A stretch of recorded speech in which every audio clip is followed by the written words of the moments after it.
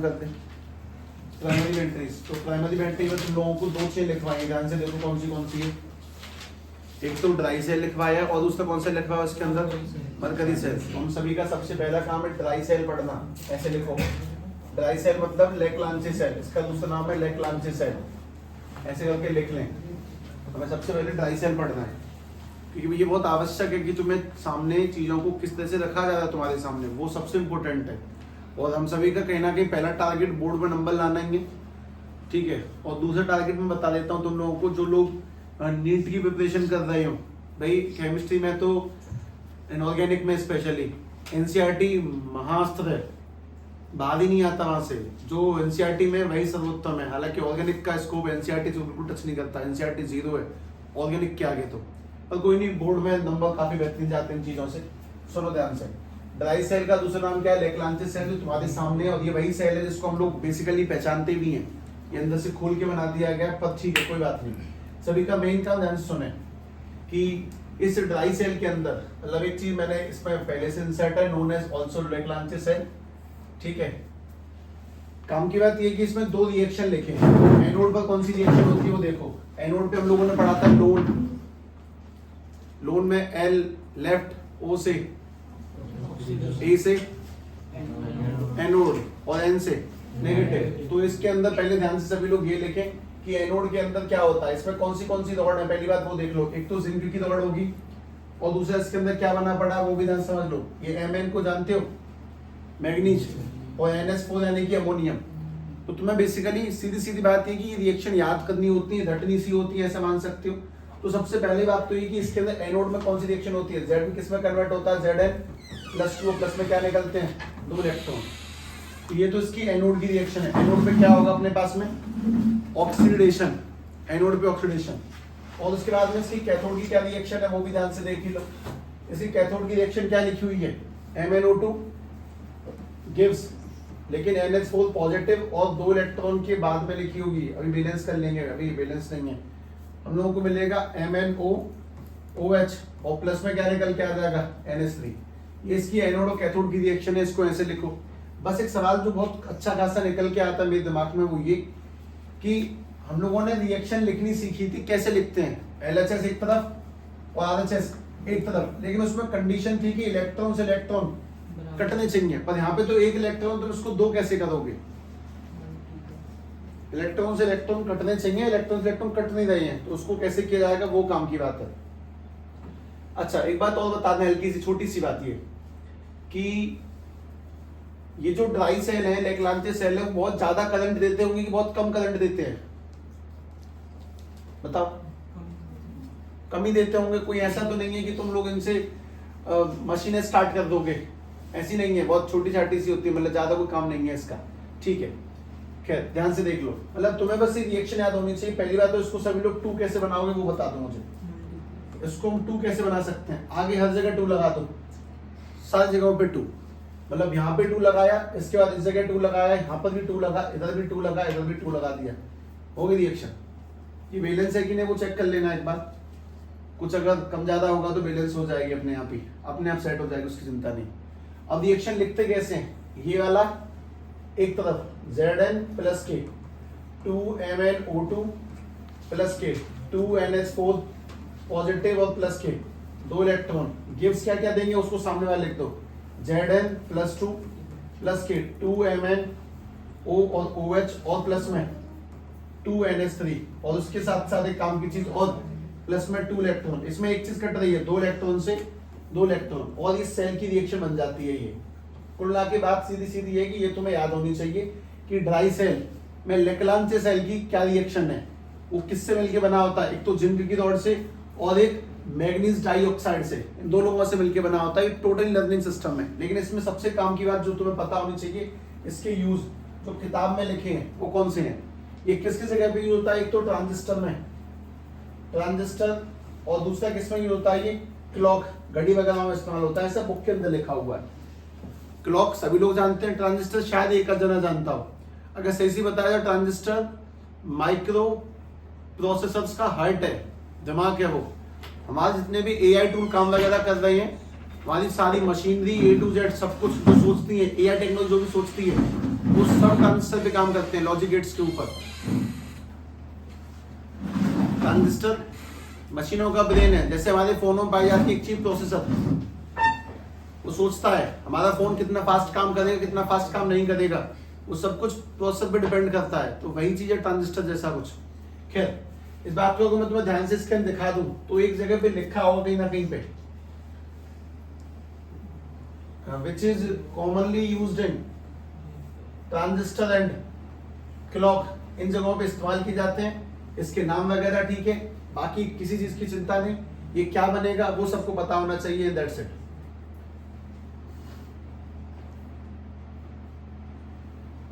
Cell के electrodes के बीच में भी थोड़ा सा स्पेस होता है, स्पेस को फिल करने वाला भी कोई केमिकल है, पर ध्यान दो उसकी नीड नहीं है। मोस्ट इंपोर्टेंट है कि ड्राई सेल यानी लेक्लांते सेल की रिएक्शन पता हो सभी को, वो याद ही करनी है, निखालस बात ये रटनी रखनी है, कुछ नहीं है।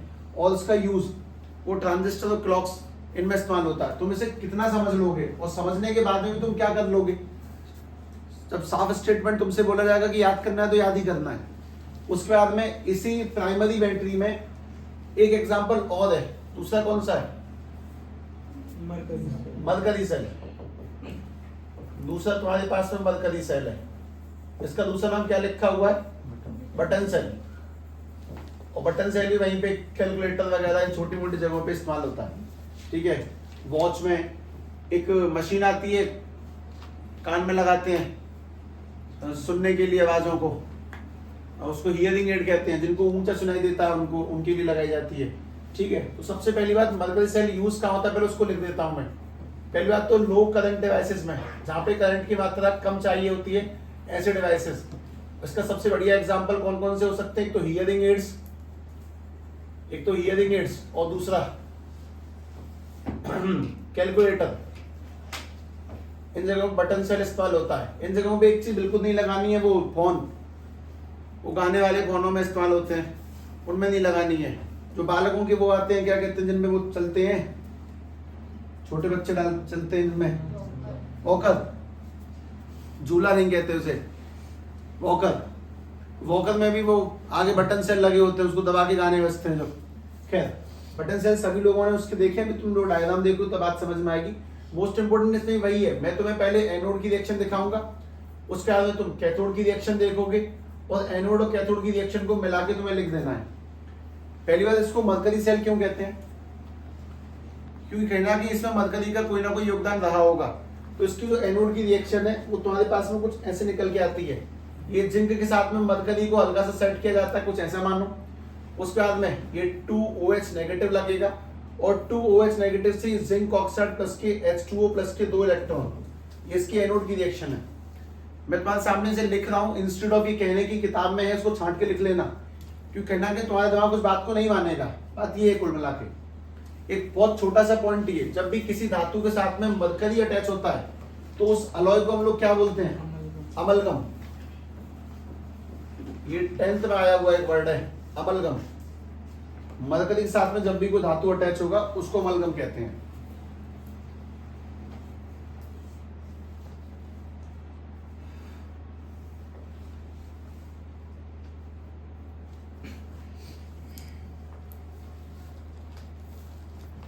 ये एनोड की रिएक्शन लिखी, कैथोड सामने चल रही रहा है नहीं वो कैथोड।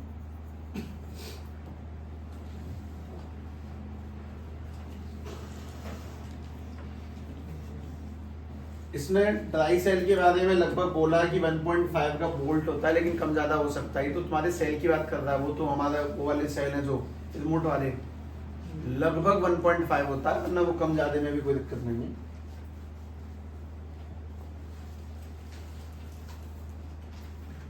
ये लिख लिया। मोस्ट इंपोर्टेंट प्राइमरी सेल कौन सी है जिनको हम दोबारा से चार्ज नहीं कर सकते, उसमें एक है ड्राई सेल, जिसकी तुम्हें रिएक्शन याद होनी चाहिए, साफ सीधी बात है, कहां पे इस्तेमाल होता है। दूसरा कौन सा है, मरकरी सेल। एनोड की रिएक्शन लिखी हुई है, कैथोड की लिखेंगे, और एनोड की और कैथोड की लिखने के बाद में उसकी क्या बनानी तुम लोगों को, उसकी नेट रिएक्शन। तो ध्यान से देखते हैं, एक्सचेंज कर दिया था, तुमने कहां तक लिखा था, एनोड। उसकी कैथोड की रिएक्शन ध्यान से देखें।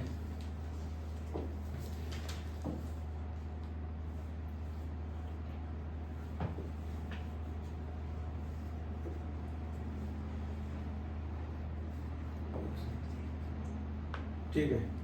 कैथोड की रिएक्शन, कैथोड की जो रिएक्शन है वो होती है HgO प्लस H2O प्लस में 2 इलेक्ट्रॉन, और उससे वो क्या गिव्स करेगा, मरकरी, और प्लस में क्या निकल के आ जाएगा, OH नेगेटिव। मरकरी हमेशा कौन सी स्टेट में पाया जाता है, सॉलिड, लिक्विड, गैस, लिक्विड। पारा हमेशा लिक्विड स्टेट में पाया जाता है। अब बात है कि तुम लोगों ने ऊपर ही रिएक्शन लिख रखी है एनोड नाम की, एनोड की रिएक्शन लिखी है तुम्हारी Zn ब्रैकेट में Hg प्लस में 2OH नेगेटिव, और उसके बाद में ZnO प्लस H2O प्लस में कितने इलेक्ट्रॉन है, 2 इलेक्ट्रॉन है। तो तुम इनको बस जोड़ के लिख दो कॉपी में, जगह ज्यादा होगी कॉपी में लिख दो, 2 इलेक्ट्रॉन से 2 इलेक्ट्रॉन काट देना। जोड़ने का तरीका कैसा है वो भी ध्यान से देख लें। एक तरफ ये और ये वाले आ जाएंगे और दूसरी साइड में बचे हुए लोग आ जाएंगे, 2 से 2 काट देना, वो इसकी रिएक्शन बन जाएगी मरकरी सेल की, जिसको हम बटन सेल कहते हैं। मेन बात ये कि मरकरी सेल किन किन 2 एलिमेंटों से मिलकर बना होता है, जिंक से और मरकरिक ऑक्साइड से। लेकिन ड्राई सेल किससे मिलकर बना होता है, जिंक से और मैंगनीज डाइऑक्साइड से, एंड कार्बन भी है। कुल मिला के जिंक सब में इस्तेमाल होता है। और बहुत साफ सीधा स्टेटमेंट है भाई, ये याद करनी है, इनमें तुम वैज्ञानिक रूप से कुछ खास नहीं पाओगे, इसीलिए बस याद करनी है।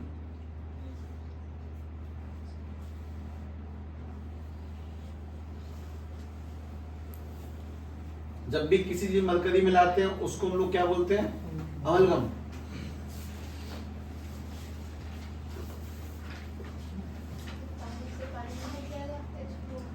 क्या नहीं, ऐसे नहीं काटते।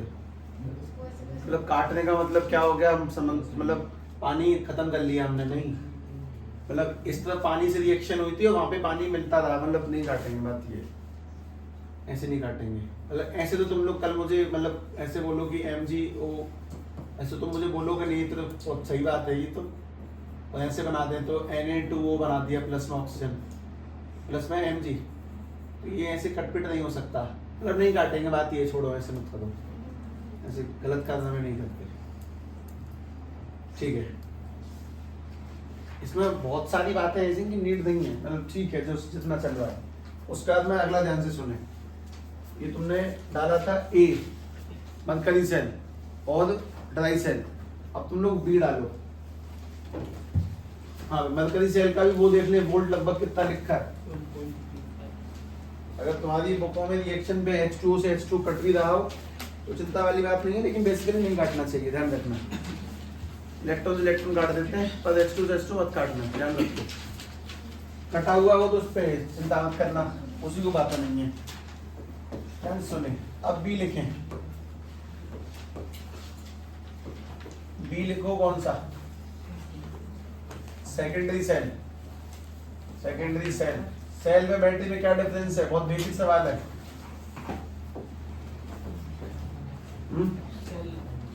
सेल सिंगल होता है और बैटरी सेलों से मिलकर बनी होती है, बहुत सारे सेलों को बैटरी कहते हैं।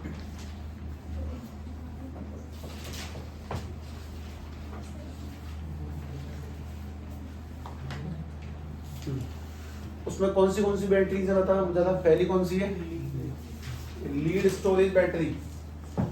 लीड स्टोरेज बैटरी यानी कि इन्वर्टर वाली बैटरी, लीड स्टोरेज बैटरी। और लीड स्टोरेज बैटरी के अंदर कौन सी चीजें पाई जाती हैं, ध्यान से देखते हैं। सबसे पहले इसकी एनोड की और कैथोड की रिएक्शन, ये देखो, ये इसकी एनोड की और कैथोड की रिएक्शन है एनोड पे। अच्छा, लीड स्टोरेज बैटरी में सबसे मोस्ट इंपोर्टेंट काम की बात जो होगी वो ध्यान से देख लेना। इसमें रिडक्शन भी किसका होता है, रिडक्शन भी किसका होगा, लीड का, और ऑक्सीडेशन भी किसका होगा, लीड का ही होता है। ये लीड से मिलके बनी होती है, थोड़ा बहुत कंपाउंडों में डिफरेंस होगा, ये दोनों जगह पे लीड ही है, मतलब इसके दोनों डंडे लीड के बने होते हैं, एनोड भी और कैथोड भी। जैसे पिछले वाले में किससे बने हुए थे, जिंक से, मरकरी से, मैग्नीज से, यहाँ नहीं है, यहाँ दोनों लीड के बने हुए। कुल मिला के बात ये, और इसकी रिएक्शनों को ध्यान से लिखो, एनोड की रिएक्शन उसे लिखें और कैथोड की रिएक्शन को ध्यान से लिखो। लेकिन ये बैटरी दोबारा से कैसी हो जाती है, चार्ज और डिस्चार्ज। पिछली वाली हमेशा ओनली क्या हो सकती है, डिस्चार्ज, वो चार्ज नहीं होंगी, तो ध्यान से लिखें। इसके एनोड की रिएक्शन लिखो, कैथोड की रिएक्शन लिखो।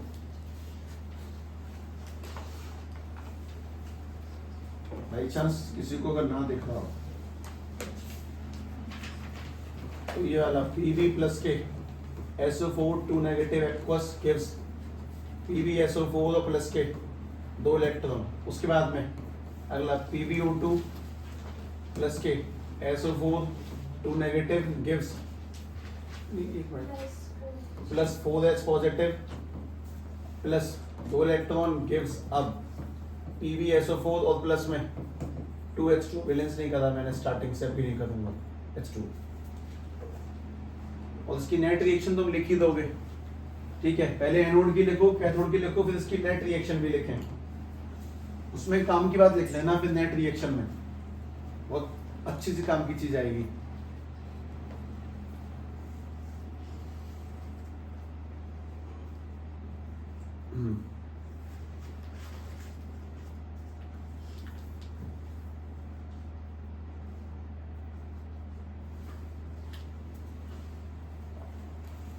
इसकी जो नेट रिएक्शन है वो क्या है, Pb plus PbO2 plus H2SO4 aqueous क्या गिव्स देगा हम लोगों को, PbSO4 और प्लस में H2O विदाउट बैलेंसिंग।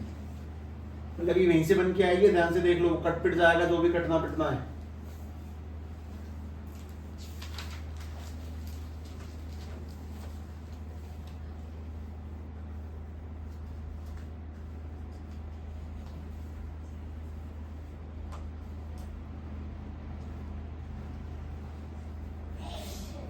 H2SO4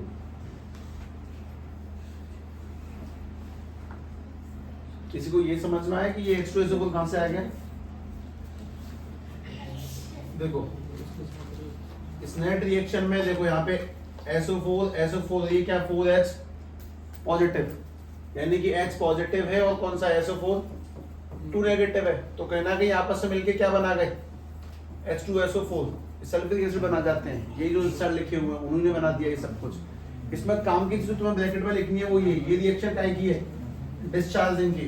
जब बैटरी डिस्चार्ज होती है तब वो ऐसी रिएक्शन पैदा करेगी। बैटरी डिस्चार्ज होने पर हमने डिस्चार्जिंग की रिएक्शन ही क्यों लिखी है, क्योंकि हमारा जो ड्राई सेल है वो भी डिस्चार्ज होता है, हमारा मरकरी सेल भी डिस्चार्ज होता है, तो लीड स्टोरेज को भी डिस्चार्ज में लिखा। कोई तुमसे अगर पूछ बैठे कि नहीं साहब मुझे तो चार्जिंग वाली रिएक्शन बताओ जिसमें ये चार्ज होते हो, तो ध्यान से सुने, वो डिस्चार्ज की उल्टी लिख जाएगी और कुछ खास नहीं होने वाला। इसी रिएक्शन को तुम पलट के लिख दोगे, यानी कि ऐसे करके PbSO4 प्लस के H2O गिव्स क्या क्या दे देगा इसके बाद में Pb plus PbO2 plus H2SO4। ये वाली रिएक्शन चार्जिंग की रिएक्शन है इसकी। तब हमें सल्फ्यूरिक एसिड मिलता है, जब हमारी इन्वर्टर की बैटरी चार्ज होगी तब सल्फ्यूरिक एसिड मिलेगा। अच्छा इसमें मतलब एनोड कैथोड तो ठीक है, पर जैसा हम लोगों ने पिछलों में किया इसमें भी कर लेते हैं। इसके यूज टोटली थ्योरेटिकल, वैसा कुछ खतरनाक के जा नहीं रहा है। इसके यूज ये कहाँ कहाँ पे इस्तेमाल होते हैं, एक तो सबसे मोस्ट इम्पोर्टेंट इन्वर्टर्स में, उसके बाद में कार बैटरीज, कार की जो बैटरी होती है स्टार्ट होता है कार की, गाड़ियों की, व्हीकल्स की। और इसके लिए सबसे बढ़िया जो वर्ड इस्तेमाल किया जाता है बुकों के द्वारा वो कौन सा होता है, ऑटोमोबाइल्स। ऑटोमोबाइल में इस्तेमाल होने वाली सारी चीजें, सारी बैटरी ये वाली बैटरीज होती हैं।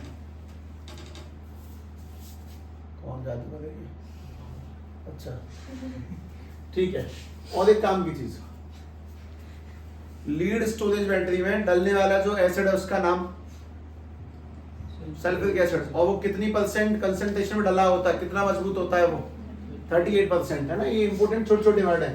38% इलेक्ट्रोलाइट के तौर पर हम लोग H2SO4 को यूज करते हैं। सल्फ्यूरिक एसिड 38% ही कंसंट्रेशन वाला होता है। ये 38% वाली है जो ये जमीन पे निशान बन गए हैं। 100% वाला तो डेंजरस ही होता है, खतरनाक होता है। तुम लोगों ने सल्फ्यूरिक एसिड की बात नहीं, तेजाब वाले नहीं आते हैं गलियों में बेचने, कुछ नहीं है ये। एक सवाल है वैसे, तेजाब उस बोतल क्यों नहीं जलाती प्लास्टिक में वो होती है? तेजाब जिस प्लास्टिक की बोतल में है उस बोतल को क्यों नहीं जलाती है, खराब करती है, बताओ। तुमने कभी नहीं सोचा इस मामले में? सोचते ही कहाँ है?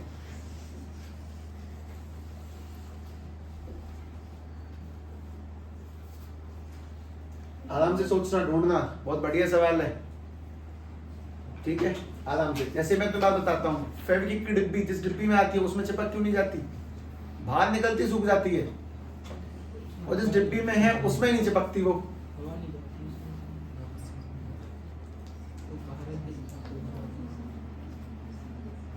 ये बात तो ठीक ही पूछी है, तो आराम से ढूंढने हैं सभी लोग।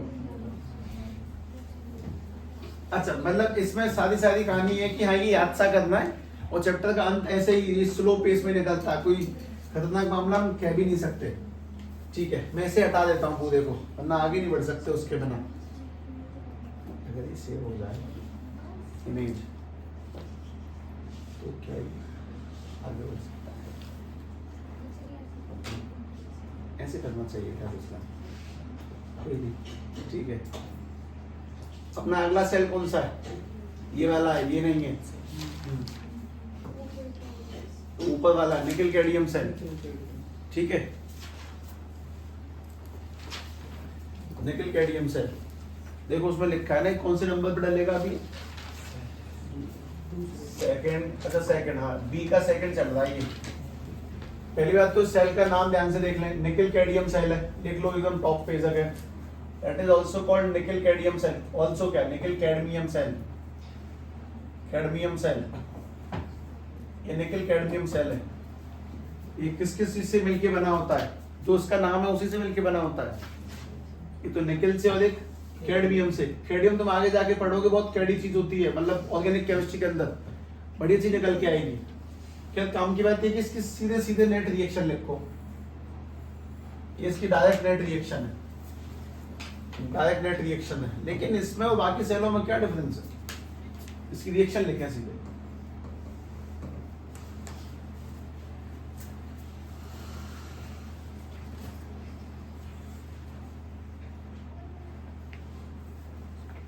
जो कैडमियम और निकेल होते हैं, कहीं ना कहीं महंगे धातु होते हैं। जैसे गोल्ड अपना एक महंगा सिस्टम है।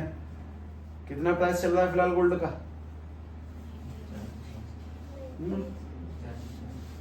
91। अब कम हो गया, कब? एक आध दिन पहले हुआ होगा, मैंने 3 दिन पहले देखा तो 91 था शायद। गोल्ड की प्राइस से तुम महंगाई का अंदाजा लगा सकते हो, अगर तुम्हें नहीं पता है तो। खैर कोई बात नहीं। कैडमियम, ये इसकी रिएक्शन लेगी। बात ये कि इसमें निकल कैडमियम सेल में और इस इन्वर्टर वाली बैटरी में एक सबसे बड़ा डिफरेंस क्या है? दे आर लॉन्ग लास्टिंग, ये लॉन्ग लास्टिंग होते हैं, इनकी लाइफ ज्यादा होती है। Life is more than lead storage batteries, than lead storage battery. इनकी जो जीवन साइकिल है वो ज्यादा होती है, लीड स्टोरेज बैटरी से ज्यादा समय तक जीते हैं। इनका जीवन साइकिल काफी अच्छा है और जल्दी खराब नहीं होते, लॉन्ग समय तक टिके रहते हैं।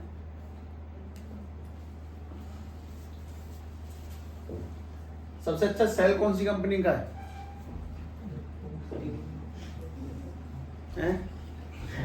तो 2 दिन के ना, एक तो तुम निप्पो का नाम जानते, एक एवरेडी और ड्यूरासेल। सबसे बढ़िया कौन सा होता है? नहीं पता, ऐसा भी कोई ज्ञान नहीं है ना। अच्छा चलो कोई नहीं, कोई बात नहीं।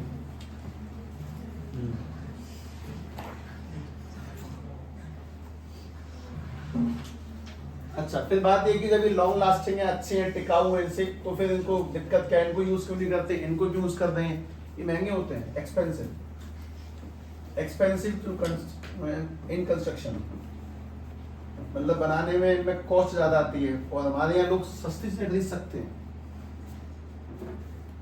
सस्ती खरीदने में राजी हैं, भले 2 बार बदलनी पड़ जाए साल में, सस्ती सही है। इनकी मैन्युफैक्चरिंग, ये कंस्ट्रक्शन सही वर्ड नहीं है, मैन्युफैक्चरिंग लिखो उसको। इनकी जो मैन्युफैक्चरिंग है वो महंगी पड़ती है इनमें इस्तेमाल होने वाले धातुओं की वजह से। फॉर एग्जाम्पल, अगर हम लोग वैसे तो बना ही नहीं सकते, सोना रिएक्शन नहीं करेगा, लेकिन अगर गोल्ड का सेल बना लें वो महंगा जाएगा,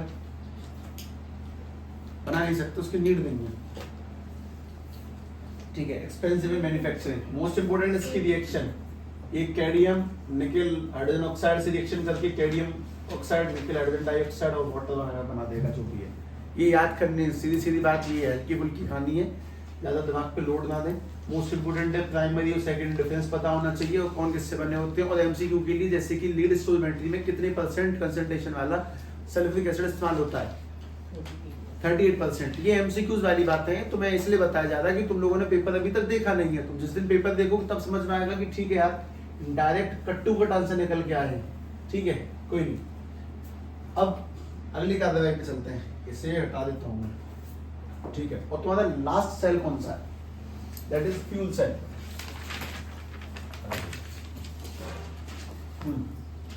दैट इज फ्यूल सेल। लोगों को एक चीज और बता देता हूं, अपनी किताब को पढ़ने की हैबिट बनाना सीखो। तुम लोगों ने सबसे बड़ी जो गलती करी है अभी तक क्लास 10th से 11th और 12th में एंट्री करती, किताबों का साथ छोड़ दिया है। सबसे बड़ी कमी, मतलब मानते ही कुछ चीजें ऐसी होती हैं जो बाहर से समझ में आ जाती हैं, समझनी पड़ती है बात से, लेकिन कुछ बातें ऐसी किताबों से ही बेहतरीन निकलती हैं, स्पेशली केमिस्ट्री में। और इस बात को अभी बताने का रीजन ये है कि तुम्हारे जो ऑर्गेनिक केमिस्ट्री है उसमें पढ़ाने के बाद बुक टू बुक कुछ कुछ रीडिंग अगर बता दी जाए कि ऐसे करो तो करना, कुछ कुछ, हालांकि नीड नहीं पड़ेगी तुम लोगों को, पर इनऑर्गेनिक केमिस्ट्री जो तुम्हारा डी एंड एफ ब्लॉक होगी वो टोटली ऐसे ही जाती है, एक एक लाइन टू लाइन रीडिंग कर करके, करवा करवा के, लाइन टू लाइन किताबों में दिखा दिखा के, तब बेहतरीन जाती है वो। कहने को चैप्टर दो है इनऑर्गेनिक केमिस्ट्री के, एक बस पढ़ना होता है लाइन टू लाइन, बाकी से बढ़िया निकल के जाएगा। खैर कोई बात नहीं, फ्यूल सेल पे निकल के आते हैं। सबसे पहली बार फ्यूल सेल कहाँ पे इस्तेमाल होता है? इसका यूज थर्मल पावर प्लांट कह लो या फिर nuclear reactor. Thermal power plants या फिर एक बहुत बढ़िया सा वर्ड है न्यूक्लियर रिएक्टर्स में इस्तेमाल किया जाता है इसका। न्यूक्लियर रिएक्टर में इनकी इफिशिएंसी के बारे में भी कुछ बातें हैं। इफिशिएंसी का मतलब समझते हैं? इफिशिएंसी मतलब मैंने किसी में 100% अपना योगदान दिया, उसने मुझे 90% काम दिया, अच्छा काम दिया। मैंने किसी में 1 लीटर पेट्रोल डाली, मोटरसाइकिल 55 किलोमीटर चली गई, और दूसरे में डाली तो मोटरसाइकिल 40 किलोमीटर चली, तो जो 55 किलोमीटर चली उसकी इफिशिएंसी ज्यादा है, उसने ज्यादा काम किया। जो सेम इनपुट पे ज्यादा आउटपुट देता है वो ज्यादा एफिशिएंट बन जाता है। तो सभी लोग एक बार ध्यान से इस लाइन को पढ़कर देखें, यहां से लेके यहां तक का पैराग्राफ अगर तुम्हें दिख रहा हो तो आराम से। That is too good reading.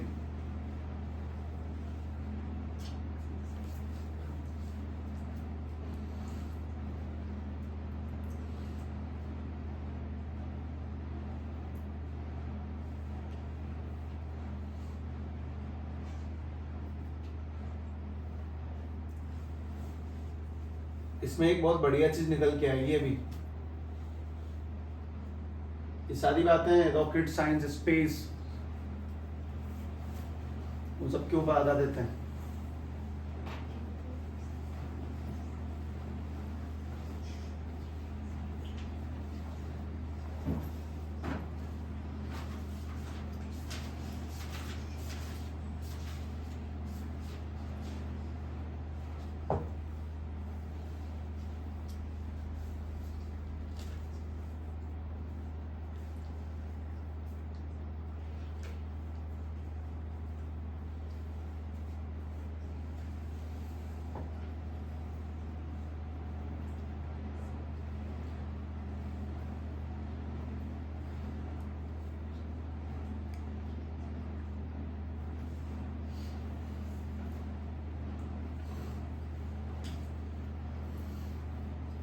लोगों का इंग्लिश ट्रांसलेशन ठीक ठाक है ना?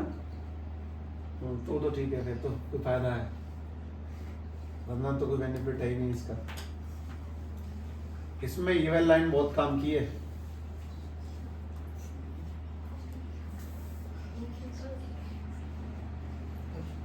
अभी ऊपर ही होंगे है ना, यही पूरा पैराग्राफ ही काम का है।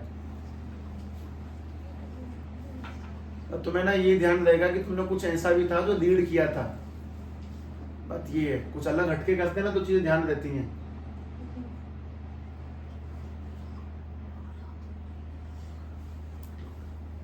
देखो सबसे पहली बात, इंग्लिश पढ़ते हैं, मान लेते हैं इंग्लिश ही पढ़ी जा रही है। देखना सबसे पहली बात, बिजली को प्रोड्यूस करने के लिए कौन से प्लांट इस्तेमाल होते थे? Thermal plant. उनका मतलब जानते हो? थर्मल बिजली कैसे बनती है? कोयला वगैरह जलाते हैं, उससे पानी गर्म करेंगे, पानी गर्म करके उस भाप बनाएंगे, भाप बना के टरबाइन पे डालेंगे, टरबाइन घूमेगी तो बिजली बनेगी। और कहना कि इन सभी चीजों से पॉल्यूशन भी होता है, क्योंकि जो कोयला जलेगा वो धुआं तो देगा ही देगा। तो कुल मिला के बात है कि समय समय पर बिजली बनाने के प्रोसेस को एडवांस किया गया, जैसे कम पॉल्यूशन हो, कम रिसोर्स का इस्तेमाल हो, वो बिजली अच्छे से बन सके। तो ये जो कोयला बनाने वाली प्रोसेस थी, इससे कहना कि अच्छी प्रोसेस कौन सी थी? सेल वाली। सेल में केमिकलों की रिएक्शन वगैरह करवा के बिजली बनाई जाती है, वो भी ठीक ठाक प्रोसेस है। जैसे कि तुम लोग आज के टाइम पे देखते हो गाड़ियां 2-3 चीजों से चलती हैं, पेट्रोल, डीजल। सबसे ज्यादा पॉल्यूशन कौन सी देती है? डीजल। उससे कम हो जाता है पेट्रोल का। और उसके बाद में फिर आ जाती है सीएनजी, और सबसे कम कौन सा दे देंगे अब? इलेक्ट्रिसिटी, बैटरी वाली इलेक्ट्रिक। तो मतलब कहना कि हमने चीजों को एडवांस किया समय समय पर। तो ये तो उसकी हिस्ट्री है कि साहब पहले क्या होता था कि फॉसिल फ्यूल्स यानी कोयला वगैरह को जलाते थे, जला के हाई प्रेशर से टरबाइन से बिजली बनाते हैं, ऐसा कुछ लिखा हुआ है। तो उसके बाद में हमने गैल्वेनिक सेल से डायरेक्टली केमिकल एनर्जी किस में कन्वर्ट करी? इलेक्ट्रिसिटी में। तो हमने स्टार्टिंग में पढ़ा, ये पुरानी बातें रिपीट करता है, कुछ नया नहीं बता रहा तुम्हें। हमने केमिकल एनर्जी को बिजली में कन्वर्ट कर लिया, लेकिन धीरे धीरे करके पता चला कि एक मिनट इज हाईली इफिशिएंट, मतलब उसमें एनर्जी कम वेस्ट होती थी, बढ़िया करंट निकल के आ जाता था बिना किसी पॉल्यूशन वगैरह के। लेकिन उसके बाद में धीरे धीरे करके हमने और चीजों को इम्प्रूव किया। जैसे क्या इम्प्रूव किया? ध्यान से देखें, galvanic cells that are designed to convert energy of combustion of fuel cells, मतलब ऐसे गैल्वेनिक सेल जो हाइड्रोजन, मीथेन, मिथेनॉल इन चीजों से सीधे बिजली बना देते हैं, उनको हम लोग क्या बोलते हैं? पहली बात तो फ्यूल सेल। पहली बात, फ्यूल सेल एक टाइप का कौन है? गैल्वेनिक सेल है। जैसे गैल्वेनिक सेल का मेन काम क्या था? केमिकलों से बिजली देना। और कहना कि ये सबसे इफिशिएंट तरीका होता है इन्वायरमेंट को बिना पॉल्यूट करे बिजली बनाना।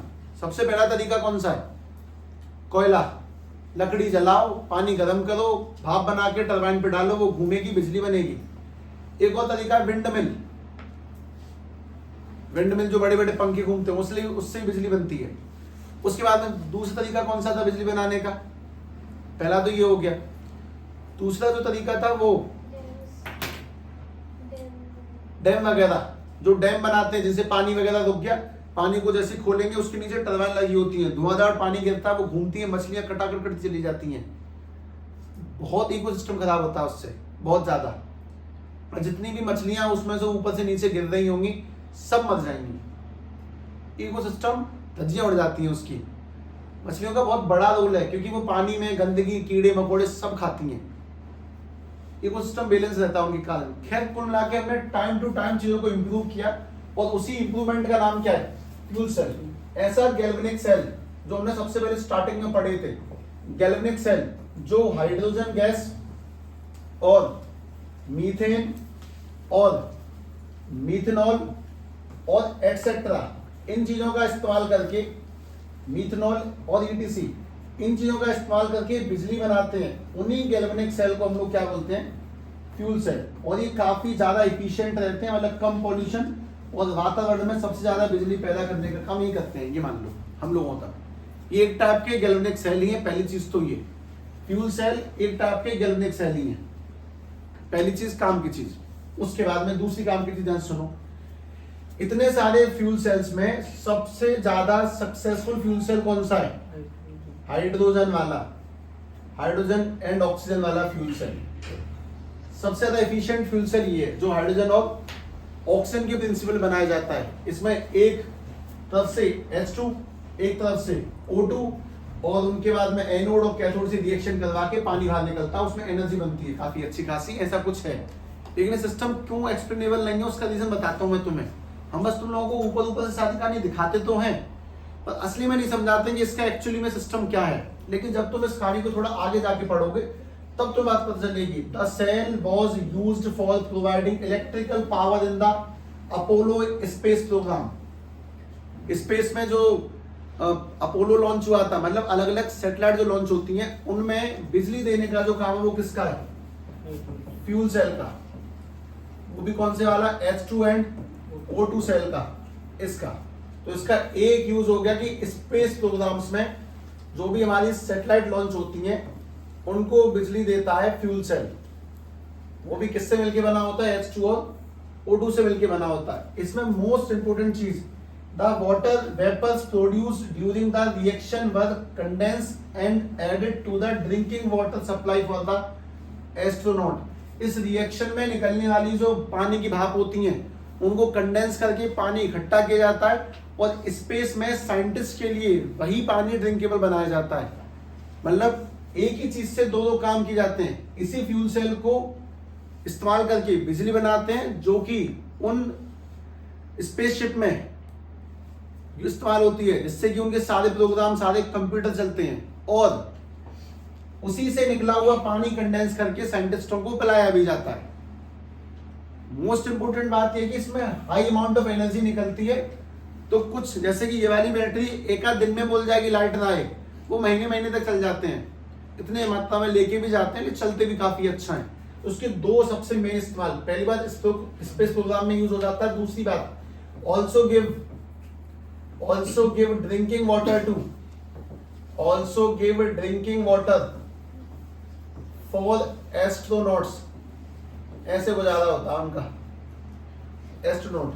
उसके बाद में काम की चीजें और नीचे निकलती है क्योंकि सबकी सब रिएक्शन होने वाली है और कुछ नहीं, ठीक है। ये सब रिएक्शन वाली बातें हैं, जैसे कि in the cell hydrogen and oxygen gas are bubbled through porous carbon electrode into a concentrated aqueous sodium hydroxide solution. मतलब H2 गैस को और O2 गैस को इस जगह पे बबल किया जाता है जहां पे कंसंट्रेटेड सोडियम हाइड्रोक्साइड पाया जाता है। कुल मिला के बात ये, और बाकी सारी चीजें कितनी भी जा सकती हैं, लेकिन मोस्ट इंपोर्टेंट है बस ये वाली कहानी लिखो, कैथोड की और एनोड की रिएक्शन क्या होती है। वो सब जितना लिखा है वही मेन है। मोस्ट इंपोर्टेंट ये कि गैल्वेनिक सेल को ही फ्यूल सेल कहते हैं, लेकिन जब वो H2 मीथेनॉल और मीथेन से बिजली पैदा करेगा तब उसको फ्यूल सेल कहते हैं। इसका सबसे तगड़ा जो यूज है वो इन जगहों पे बहुत ज्यादा मात्रा में एनर्जी देते हैं, इसीलिए इनसे बिजली बनाने का भी काम किया जाता है। इस बात को ध्यान से याद कर लें, कुछ खास नहीं। मोस्ट इंपोर्टेंट स्पेस प्रोग्राम्स में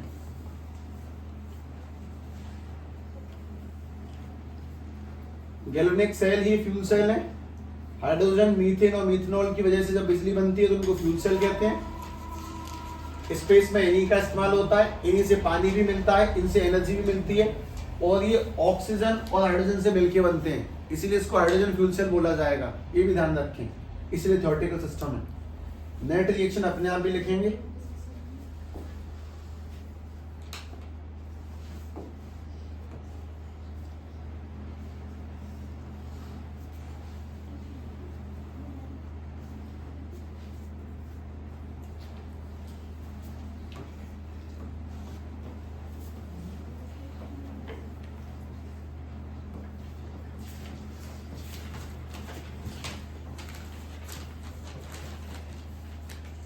तो भविष्य में अगर तुम में से कोई एस्ट्रोनॉट बन गया तो उसको हल्का फुल्का ये ध्यान रहेगा कि हाँ सब कुछ पढ़ा था, उसको हम जानते हैं।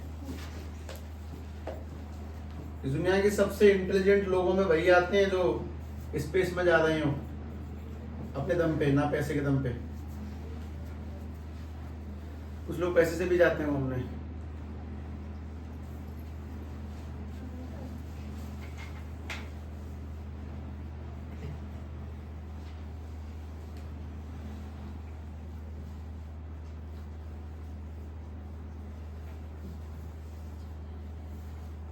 में से किसी को जीवन में कहीं मौका मिले स्पेस में जाने का, मत जाना। लौटे ना लौटे को भरोसा नहीं है वहां का। जीवन से बहुमूल्य कुछ नहीं है, जीवन से बहुमूल्य कुछ नहीं है, कहीं मत जाना। फंस आ गए तो क्या फायदा, कहीं के नहीं रह जाएंगे, यही ठीक है। मतलब ठीक है, दुनिया ये जो कहना चाहती है कि हम दुनिया को खोज रहे हैं, कब तक खोज लोगे, कितना खोज लोगे? ये ब्रह्मांड काबू में आने वाला नहीं है। इससे बढ़िया इस दुनिया पे रह के नई नई चीजों को क्रिएट करो। मोबाइल बन रहे हैं, टेलीफोन कब के बन चुके हैं, स्मार्ट AI बन रहा है, रोबोटिक्स, वो सब ठीक है। स्पेस एक्सप्लोर करने का मतलब ये है कि समुद्र में जाके कोई खोई हुई सुई को ढूंढना, ढूंढने के बाद में क्या होगा? कुछ नहीं, कोई फायदा नहीं है।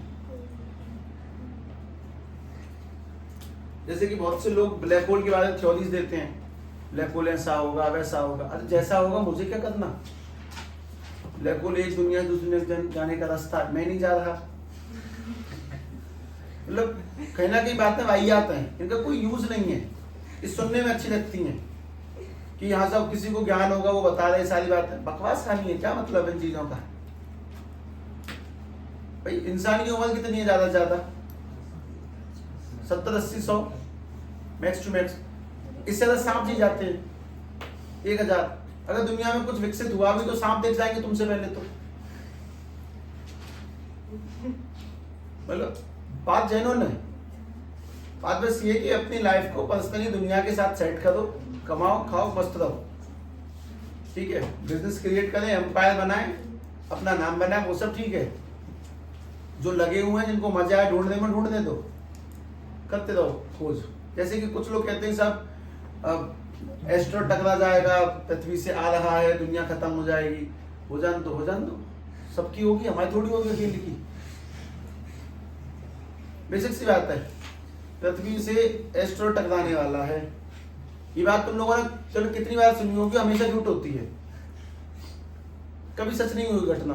मैं तो कहता हूँ कि जिस दिन असलियत में भी टकरा रहा उसे भी मस्त रहो, जिस दिन मरेंगे सब मर जाएंगे।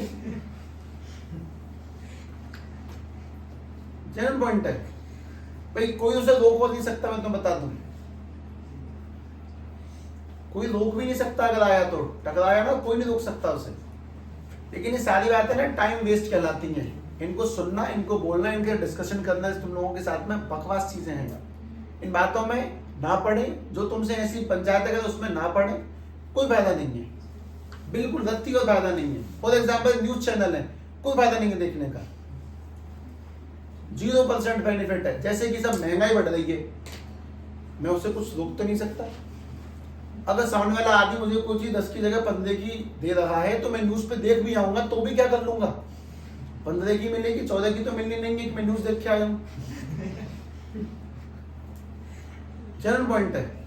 अच्छा है कि उसका रीजन समझो कि क्यों बढ़ती है और उसको कंट्रोल कैसे कर सकते हैं। इंस्टेड ऑफ न्यूज देख रहे हैं जी फलाने ने फलाने को मार दिया, ठीक है अब क्या करूं मैं, मेरा कितना ज्ञान बढ़ गया उससे। इससे बढ़िया अपनी किताबों में बुद्धि लगाओ, अपने आगे जॉब वॉब देखो, अच्छी खासी जीवन जियो, वो ज्यादा बेनिफिशियल है। न्यूज देखना दुनिया का सबसे फोकट का काम है। न्यूज देखना कोई बेनिफिट नहीं है, मैंने पिछले 7-8 सालों से नहीं देखी है, कोई मतलब ही नहीं है। खैर कोई नहीं, लौट करके यहीं पे आ जाते हैं, ध्यान सुनना।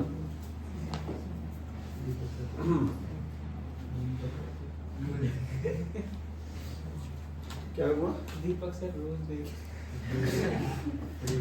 न्यूज देखना रोज पढ़ते रहते तो। अच्छा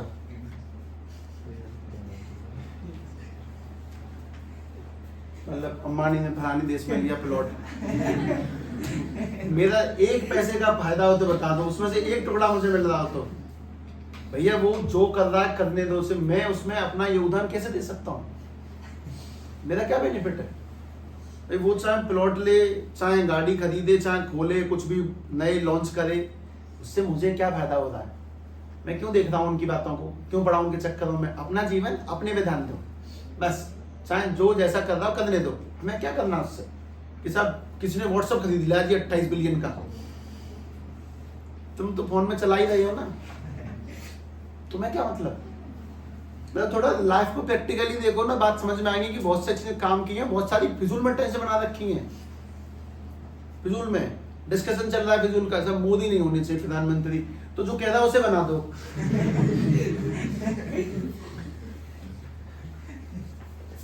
कोई 1% अगर तुम्हारे बोलने से फर्क पड़ जाए तो मान जाऊं।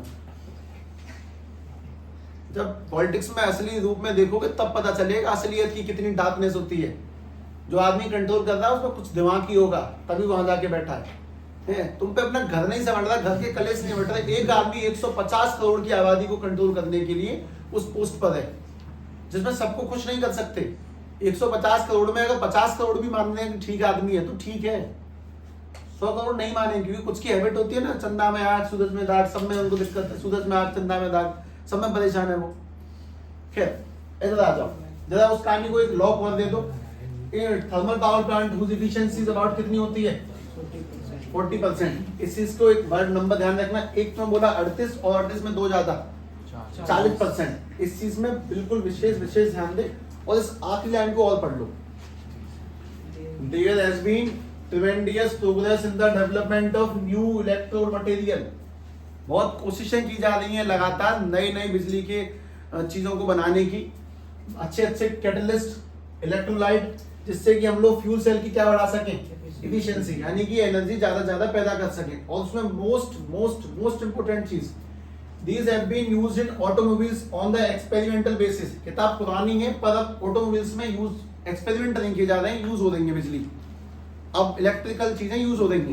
ये पुरानी किताब है। अच्छा, उसके बाद में fuel cell are pollution free, totally नहीं होते पर हाँ बहुत ज्यादा पॉल्यूशन फ्री होते हैं। And in view of their future importance a variety of fuel cells have been fabricated and tried. बहुत सारे फ्यूल सेल्स लगातार बनाए जा रहे हैं और ट्राई किए जा रहे हैं। कहीं ना कहीं ये वही केमिस्ट्री है जो आज के टाइम की बिजली वाली गाड़ियों में, स्कूटियों में, बाइक में, सब में इस्तेमाल होती है। हमारी बैटरी भले ही छोटी सी हो आज के टाइम पे, जैसे कि साइकिल की बैटरी, स्कूटी की बैटरी होती छोटी है, 50-100 किलोमीटर चला देती है गाड़ियों को। इससे ट्राई कर लेना, नहीं चलेगी। ये पुराने प्रिंसिपल बनी हुई है, जो गाड़ियों में आ रही है वो नई प्रिंसिपल बनी हुई है। ठीक है, इस बात को समझे। खैर, इसके साथ में तुम्हारा ये चैप्टर फिनिश होता है। ये बस पढ़ाया, इसमें तुम्हें कुछ ज्यादा मूड नहीं मारना, ये टोटली थ्योरेटिकल सिस्टम गया था, इसके अंदर कुछ नहीं होगा। तो सभी लोग चैप्टर के लास्ट में बिल्कुल लिख दे साफ क्लोज। कुछ और बचा है क्या उसमें?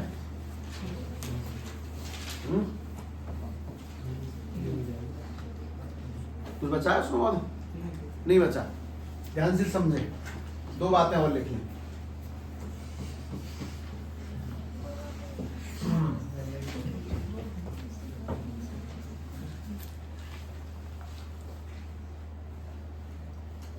तुम्हारा मेन काम पढ़ो बस, बाकी दुनिया जहां डूबे, मरे, भटक जाए, कुछ भी हो जाए, कोई मतलब नहीं।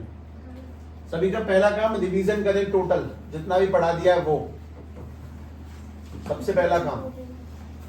रिवीजन का मतलब बस बैठ के कॉपी खोल के पन्ने पलट के याद नहीं करना है, लिख के देखें, लिखे तो प्रैक्टिस करें।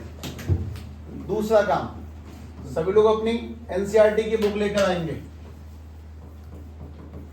एनसीईआरटी की बुक लेके आनी है सभी व्यक्तियों को अपनी एनसीईआरटी किताब लेके आनी है।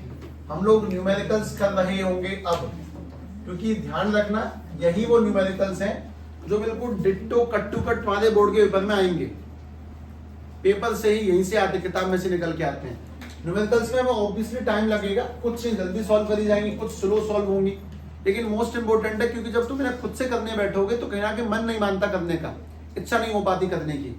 इसी न्यूमेरिकल्स करने, इसमें जो भी टाइम लगता है 3-4 2-4 जितने भी दिन लगते हैं देखा जाएगा। कोशिश रहेगी कि जल्दी ही निकले ये न्यूमेरिकल निपटाने। न्यूमेरिकल इसके करने के बाद में फिर तुम लोग उतरोगे दूसरे न्यूमेरिकल्स पे जो हम लोग पहले छोड़े आए हैं, सॉल्यूशंस के, क्योंकि नंबर यहीं से क्रिएट होंगे। ध्यान रखना, इन चैप्टरों की एक्सरसाइज को करने से कुछ सवाल ऐसे होंगे जो साफ साफ करवाए जाएंगे, कुछ ऐसे होंगे कि उसमें हार्ड होने की वजह से उन्हें रोक दिया जाएगा, इन्हें अभी मत करो। कुछ है ऐसे उसके अंदर ग्राफ के, टेबल्स के कुछ ऐसे सवाल हैं, उन्हें तब भी रोक देंगे बीच बीच में। ठीक है, और इस न्यूमेरिकल के बाद में सभी का चैप्टर नंबर दूसरा फिजिक्स इलेक्ट्रिक पोटेंशियल वाला स्टार्ट होगा, इलेक्ट्रिक पोटेंशियल एंड कैपेसिटेंस।